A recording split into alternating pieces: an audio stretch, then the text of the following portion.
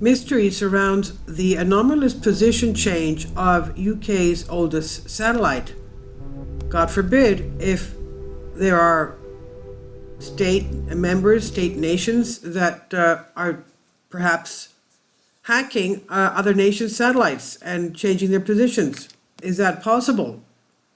Known as Skynet A1, the satellite was launched in 1969, just a short time after Apollo 11 landed on the moon. Originally designed to relay communications for British forces in Africa, this vintage satellite remains the center of an intriguing mystery that continues to endure to this day. The enigma surrounds the fact that Skynet 1A is no longer where it should be and is now situated in a completely different position around 22,369 miles above the Americas.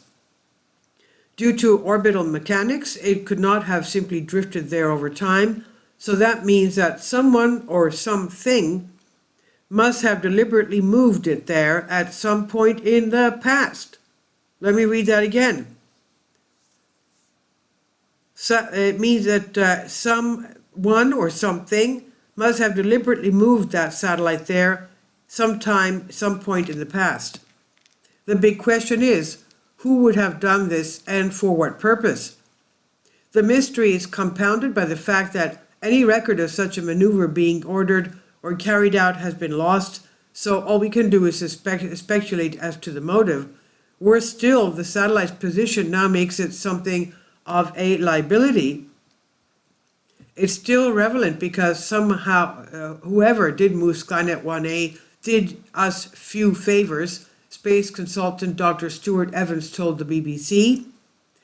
It's now in what we call a gravity well at 105 degrees west longitude, wandering backwards and forwards like a marble at the bottom of a bowl. And unfortunately, this brings it close to other satellites' traffic on a regular basis. Because it's dead, the risk is it might bump into something, and because it's our satellite, we're still responsible for it. One theory is that due to the fact that the satellite was actually built and launched in the US, the United States Air Force may have gained control of it at some point in the past. If this is true, records of the decision to move its position may exist in the US archives.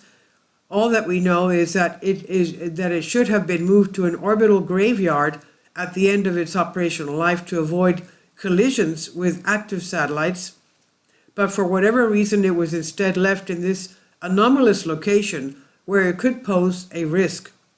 Unless records of its movements resurface, however, we may never know for sure who was responsible for putting it there, when it was moved, or why.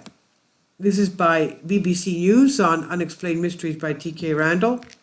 Please leave your comments and thank you for your support. Please support my Patreon account.